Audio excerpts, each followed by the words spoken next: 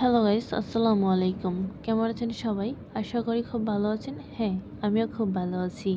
আমি আপনাদেরকে ছেড়ে চলে যাচ্ছি বিদেশে।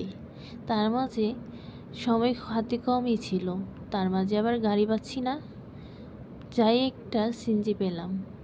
সিনজিতে উঠে চলে গেলাম আন্তর্জাতিক শাহজালাল এয়ারপোর্টে। সময় মতো পৌঁছে গেলাম। তার মাঝে চেকিংয়ের জন্য দাঁড়িয়ে গেলাম।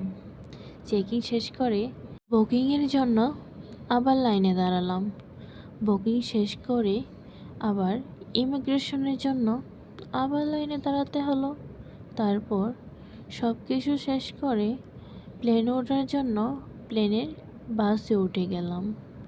তারপর বাস থেকে অস্থির ধীরে সবাই নামতে শুরু করলো। আমিও নামলাম। তারপর প্লেনে উঠে গেলাম। প্লেনে ওঠার পর প্লেন অস্থির ধীরে চলতে চলতে রওনা দিয়ে দিল বিদেশে যাওয়ার জন্য। হ্যাঁ, আপনাদেরকে বলতে ভুলেই গেলাম আমি কোন দেশে যাচ্ছি। আমি যাচ্ছি সিঙ্গাপুরে।